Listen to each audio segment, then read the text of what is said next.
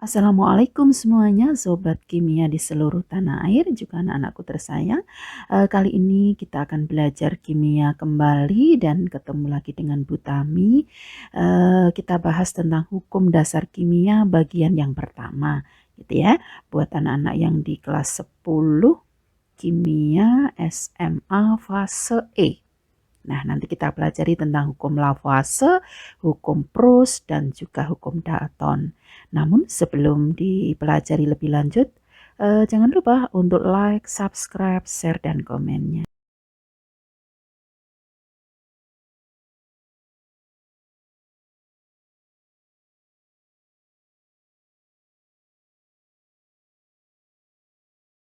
Baik, yang pertama adalah hukum kekekalan massa atau dikenal dengan nama hukum Lavoisier. Begitu ya. Di sini Lavoisier mengemukakan hukumnya yaitu bahwa massa zat-zat sebelum reaksi sama dengan massa zat sesudah reaksi. Nah, kita ambil contoh seperti pada tayangan berikut. Di situ ada magnesium ditambah dengan klorin menghasilkan magnesium klorida. Gitu ya.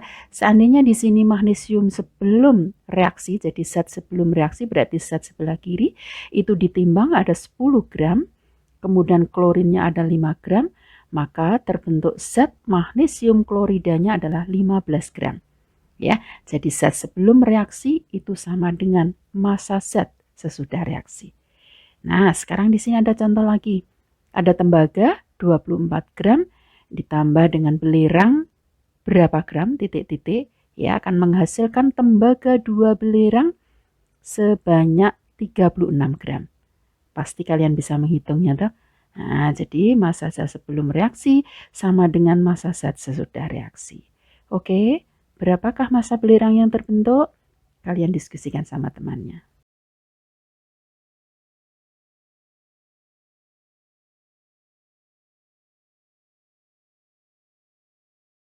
Selanjutnya anak-anak kita memasuki hukum Proust ya atau hukum perbandingan tetap. Nah, pada hukum perbandingan tetap di sini adalah bunyinya ya bahwa perbandingan massa unsur-unsur dalam satu senyawa adalah tetap. Nah, contoh, dalam senyawa H2O perbandingan massa atom H berbanding massa atom O itu sama dengan 1/8. Gitu loh ya. Jadi pada H2O itu perbandingan massa atom H dan massa O-nya harus 1/8. Contohnya, jika massa hidrogennya 1 gram, massa oksigennya 8 gram, maka massa H2O yang terbentuk adalah 9 gram. Karena sudah memenuhi perbandingan 1/8 untuk H dan O. Sehingga massa H2O tinggal dijumlahkan aja seperti yang hukum pertama tadi. Gitu ya. Nah, tidak ada sisa untuk hidrogen dan tidak ada sisa untuk oksigen. Nah, selanjutnya jika massa hidrogennya 2 gram, massa oksigennya 8 gram, berapakah massa H2O yang terbentuk? Bukan 10 gram, tetapi 9 gram. Karena apa? Karena yang memenuhi perbandingan massa atom H dan massa atom O kan harus 1/8. Ya kan? Jika massa oksigennya sudah 8 gram, sementara massa hidrogennya 2 gram, maka yang bereaksi hidrogen hanya 1 gram. Ada sisa hidrogen sebanyak 1 gram. Gitu ya. Jadi kalau sudah memenuhi perbandingan 1/8, maka itu massa H2O-nya tinggal dijumlahkan. Nah, oke, sekarang kalau ada 3 gram massa hidrogen, ada 27 gram massa oksigen, maka massa H2O yang terbentuk berapa? Nah, kalian harus tentukan supaya terbentuk perbandingannya harus 1/8. Gitu ya. Di sini ada sisa, zat sisa 3 gram untuk oksigen. Nah, maka berapa untuk massa oksigennya? Jadi 27 gram, tadi ada sisa 3 gram oksigen, maka yang bereaksi untuk oksigennya adalah 24 gram ya. Nah, 24 gram, di mana kalau di sini hidrogennya 3 gram, oksigennya 24 gram, maka sudah memenuhi perbandingan 1/8 ya. Jadi massa H2O yang terbentuk adalah 3 gram ditambah 24 gram.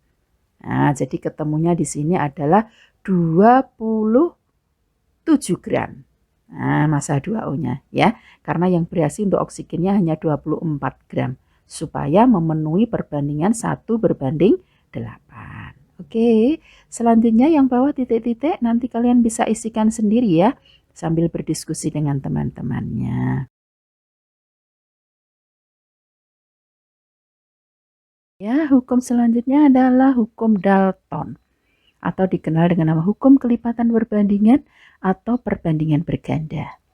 Nah, bunyinya adalah jika dua unsur dapat membentuk lebih dari satu senyawa dan jika massa salah satu unsur dalam senyawa tersebut tetap, sedangkan massa unsur lainnya berbeda, maka perbandingan massa unsur lainnya dalam senyawa tersebut merupakan bilangan yang bulat dan sederhana. Gitu ya. Jadi jika ada dua unsur terus dapat membentuk lebih dari satu senyawa, maka massa salah unsur dalam senyawa tersebut itu dibuat tetap, sedangkan massa unsur lainnya itu berbeda, maka perbandingan massa unsur lainnya dalam senyawa tersebut merupakan bilangan yang bulat dan sederhana. Coba perhatikan dalam contoh. Belerang dan oksigen membentuk dua jenis senyawa sesuai dalam tabel ya. Jadi pada senyawa 1 massa belerangnya 50 gram, pada senyawa 1 juga massa oksigennya 50 gram. Kemudian pada senyawa 2 massa belerangnya itu 40 gram dan massa oksigennya 60 gram. Nah, bagaimana ini nanti akan memenuhi hukum Dalton atau hukum kelipatan perbandingan ya. Kalian simak dulu, kalian cermati dan mari kita belajar bersama. Dari soal yang tadi, jadi ada senyawa yang pertama itu ada belerang dengan oksigen dengan perbandingan yang sudah ditentukan ya. Maka untuk pembahasannya di sini sesuai dengan hukum perbandingan berganda atau kelipatan berganda, kelipatan perbandingan menurut Dalton, yaitu pada senyawa 1 perbandingan belerang berbanding oksigen adalah 50 berbanding 50. Nah, jadi dibuat perbandingan yang sederhana. Di sini belerangnya dibikin tetap ya, maka dibuat 1. 1 berbanding 1. Nah, kemudian pada senyawa kedua, belerang berbanding oksigen, itu perbandingannya 40 berbanding 60. Nah, tadi yang dibuat tetap kan untuk belerang ya, dibikin 1. Maka di sini untuk belerang pada senyawa 2 juga dibuat 1. Nah, kalau tadinya 40 berbanding 60, belerangnya dibuat 1 berarti mestinya ini dibagi 40 semua gitu kan. Nah, jadi kalau begitu oksigennya menjadi 60 dibagi 40, ketemunya adalah 1,5. Nah, karena di sini salah satu unsur massanya sudah dibuat tetap, maka perbandingan massa unsur yang lainnya merupakan bilangan yang bulat dan sederhana. Yaitu untuk oksigen ya, berarti 1 berbanding 1,5.